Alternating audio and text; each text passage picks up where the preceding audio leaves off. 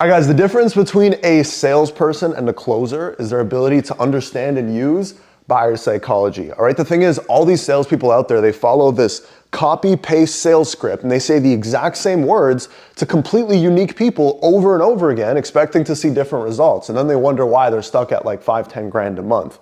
Okay, over the past few years, I've taken well over 10,000 sales calls. I've sold millions over the phone. I've also trained a lot of people in my office and also remote in our agency on the concepts I'm gonna be sharing with you today. And in today's video, what we're gonna be talking about is how you can be this guy right here and manipulate your prospect's brain basically to get them paying you fat stacks, okay? There's gonna be two forces that are going down in your prospect's brain. There's gonna be a couple different types of buyers. I'm gonna explain what those are, and most importantly, I'm gonna explain how to use these things to your advantage so that you can stop fighting for sales, you can stop playing the numbers game, but you can actually take control of your sales calls, have a good time doing it, and make a lot of money at the same time, all right? So let's jump in. First things first, before we get into all of that, you gotta understand the basics, right? Sales is a gap, okay? It's the difference between where your prospect is, right, their current states, and where they want to be, okay? Anything that they buy from you is gonna get them to that state, right? So there's two kinds of buyers, okay? There's a move away and there's a move towards buyer, all right? The way you wanna look at it is this. This is called direction, all right? This is your move away buyer, okay? What he's gonna do, he's gonna be in this massive pain. He knows he needs to make a change. He's got this big challenge in front of him, but what he's gonna do is he's gonna distract himself to frickin' social media, scrolling and bullshit, right? This is gonna be a majority of your buyers. People who are, if you're selling a fitness program, for example, right? You got somebody who, is completely overweight. Maybe you got a father who can't really spend time with his family and he's just gonna let himself go. And then what happens is over time, you just continue to justify, hey, my pain isn't that bad. Things aren't that bad. I'm not that fat. It's not a huge issue until it becomes a massive issue, right? And then your goal with a buyer like this is to get them away from their phone, looking at their problems so that they're ready to make this massive, uncomfortable change that they need to make, right? Versus on the flip side, a move towards buyer is gonna be someone who is ready for it, right? Let's say you got a father right here who's, or let's do a different example. Let's say you got somebody right here, he works in sales and he wants to increase his commissions and he wants to blow up, let's say he's making 10 grand a month and he wants to make 30, right? He knows it's gonna be hard. He knows he's gonna have to learn a bunch of skills, but he's freaking excited for it. He is moving towards his goals. He knows it's gonna be a challenge, but he's ready to make it happen. This guy is moving away from his pain, right? You got to understand the difference here, and you can probably start to understand how you're going to approach these prospects differently, right? And we're going to get into the exact approach here in a second, but when you got a prospect who's stuck in this pain cycle, they're motivated by getting away from their current situation. What we're going to do is we're going to remind them of their situation, and we're going to let them know, and we're going to get them to sit on their pain so that they stop freaking distracting themselves and they decide to make a change. With this guy, you're gonna take the opposite approach where you're gonna talk about, okay, what is he moving towards, right? Figure out what it actually is and bring emphasis to this, that he's excited about it, and then we can make the change happen, okay? That's direction, okay? When it comes to pace, okay, when it comes to pace is the speed at which someone's moving towards their goals, right? So let's say it's this guy, he's just like walking towards his goals, right? He's moving very slowly. This guy's got like a little bit of doubts, right? He wants, the freaking dollar bills, but he's got doubts. He's got hesitance. He's got belief problems. He had a bad experience in the past. He got scammed by someone else, right? So this person is going to move a little bit slower. He's going to be a little bit more cautious, as opposed to this person. He knows the exact change that he wants to make and he's excited to get there. Like he's moving fast, right? He knows what his problem is. He knows exactly what he needs to solve it and he's trying to get a solution, right? So again, when you run into these people on your sales calls, the approach is completely different, right? Imagine if you treat this person who's kind of skeptical, kind of, slow, has some belief problems. Imagine if you treat this person like he's that person. Right? You're going to completely disregard their skepticism, right? You're kind of being a bad person by doing that. You're just going to neglect all of that. You're going to breeze through the sale, pitch them your thing, and then they're not even ready to buy. They're not even close to being ready to buy, right? And even this person, if this person's ready to rock and roll, they show up on the call and they're ready to do business, but then you take an extra 10 minutes asking 1,000 questions like you would with the slow-paced buyer, this guy's going to hate you. And then you're just going to piss him off, and you're going to lose the sale, right? Let's get into the exact approach of how to actually deal with these buyers. Because the thing is, there's move away, move towards, right? There's direction, and then there's pace, right? When you combine these two things together, we get types of buyers, right? So you'll have a move away, slow-paced buyer. You'll have a move towards, fast-paced buyer, and vice versa, right? So when you combine all of these different things, you're going to run into 4 distinct types of buyers that you're actually, is it 4? It's 4. 4 types of buyers. I dropped out of school. My math isn't there. 4 distinct types of buyers that you're going to see over and over and over again on your calls. Okay. The key with sales is figuring out, okay, what are the most common types of people that I speak to over and over? How can I just adjust my approach to match these types of people so that every time I see it, I know exactly what to do and I can close the sale every single time, right? So let's jump into it.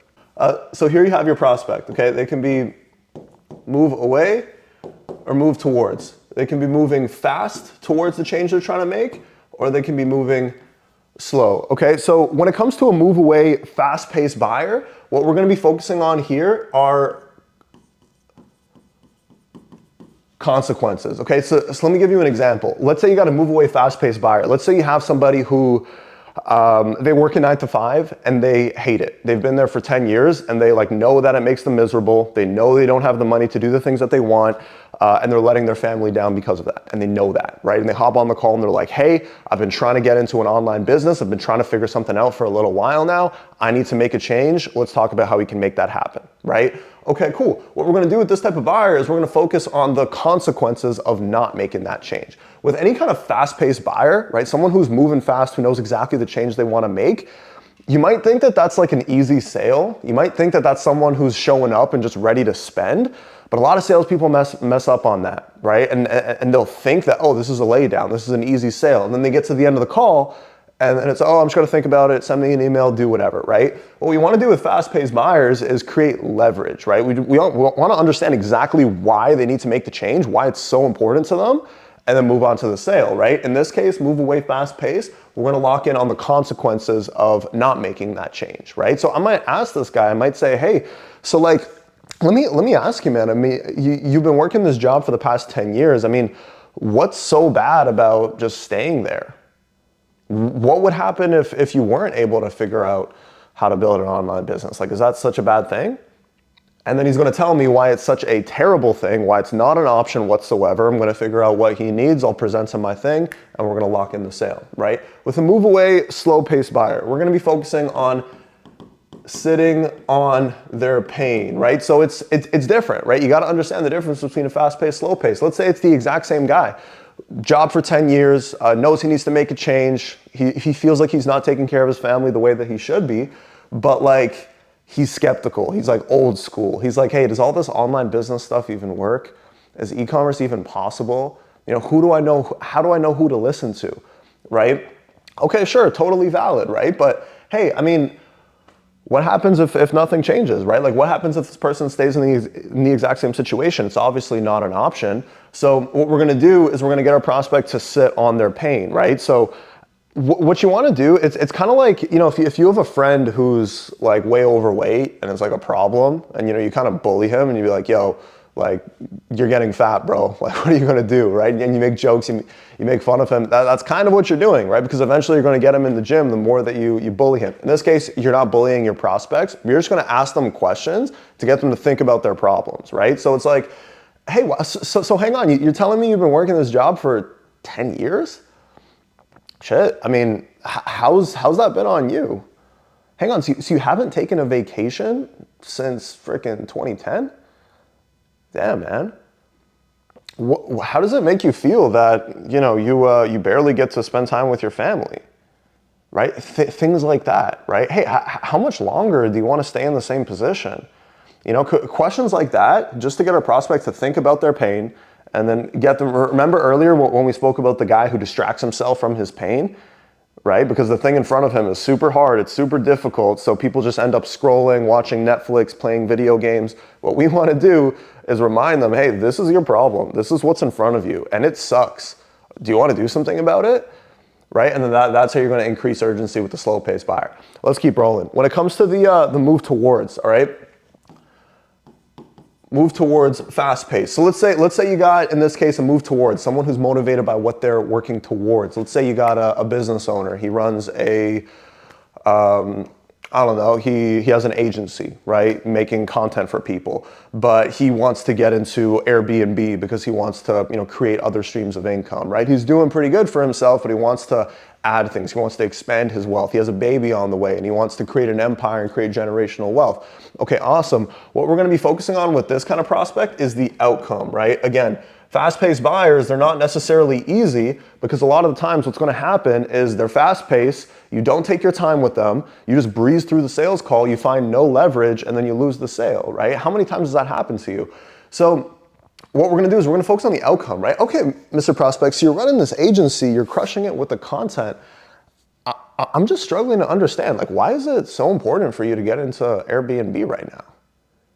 Right? That confusion is going to work so well for you because now they're going to have to well, it's because this, and they're going to tell you why it's so important to them, right? They're going to reveal things. They're going to say, yeah, the kind of lifestyle I'm trying to create for my family, like my agency is kind of capped out. I need to add in other streams. Okay, but why Airbnb specifically though? Like what would this look like for you? How do you want it to play out? Right? We're really going to focus on the outcome, okay? And getting them to think about the outcome, why it's so important to them. We're going to get them to justify why it's so important to them. And then that's going to get them into that buying state, right? And then on the flip side, let's say it's a slow pace, right? Let's say it's the exact same situation, same dude, except he's kind of slow about it, right? He's got his agency, he's in a good spot. Maybe he's pulling in, 15, 20 grand a month. And he's like, yeah, I've been thinking about getting into Airbnb for a little while. I have a friend who does it. So I'm just kind of on this call looking for some information, right? We see that in sales over and over and over again. What do? You're going to use a concept called FOMO, okay? The fear of missing out. This concept right here has made so much freaking money. It's insane. And if you get really good at using it, it's going to be crazy powerful for you. But you're not going to use it in the way that a lot of people probably think. The way that, it's like, if you don't do this right now, you're going to miss the opportunity. Right now is the best time to be doing this. You're not going to take that approach. Like that's just weird. And it's salesy and that puts people on guard. That's not going to work. The way you're going to create FOMO is when you're talking to your prospect, I'm going to do it a lot in challenge, right? When you're finding out why they haven't done something already. So if this guy, he's got his agency, he's thought about getting into Airbnb for a couple of years.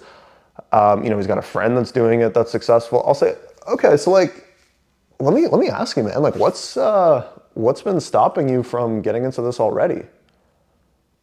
Right? Again, with that confused tone, right? It's going to be crazy. Yeah. Okay, hang on. I mean, obviously, what's possible with Airbnb. Obviously, what kind of money's out there because you see your friend doing it. I mean, has there been anything stopping you from actually getting into this?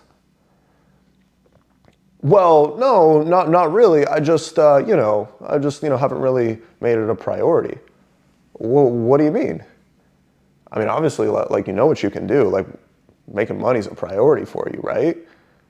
Okay, sorry, I'm just trying to understand here, right? Questions like that, they're gonna be like, holy shit, I should have done something a long time ago. I need to do something now, right? Where you're kind of holding them accountable to their goals, right? If this move towards buyer is telling you, yeah, I'd like to create some generational wealth, build up my assets, do all of these different things. So why haven't you even started?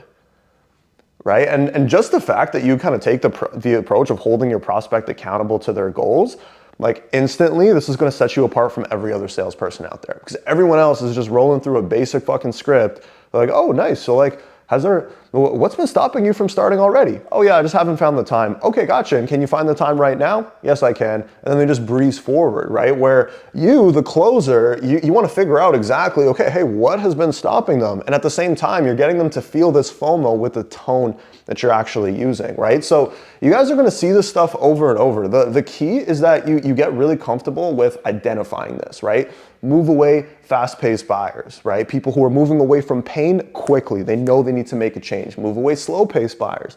They hate their situation, but they're skeptical. They have belief problems. They're not sure, right? They're moving straight to their goals. Move towards slow. They're moving to their goals, but they're kind of going slow-paced, right? Listen, I don't think any of these are necessarily easier than the other. And especially depending on your offer and the way the marketing is structured for the business that you're selling for, you're gonna see a couple of these like over and over. Like for example, we had a closer who was selling a credit offer, like a funding. It was a business funding offer, and like all day, every day, he would get moved towards fast-paced buyers, right? People who they have a business, they know exactly what they want, they're hopping on the call with high intent, but there would be like egotistical older business owners, right, who would just dominate the call and take authority. This one closer, we worked with him on this buyer specifically. Like we literally just role played this type of buyer over and over and over again, and he went from doing like $7,000 a month to 20 within like 2 or 3 months of us training him on this, right? So this stuff is really powerful. If you want to check that out, I have a case study on my channel. I'll link it somewhere on the video so that you can take a look. Guys, master this stuff. The majority of people won't. If you want to be a closer, if you want to have the ability to speak to a stranger, talk to them for 30 minutes and collect tens of thousands of dollars, like we've already figured it out. You just got to replicate what's already working and practice it hard, okay? If you enjoyed the video, let me know down below and I'll see you on the next one.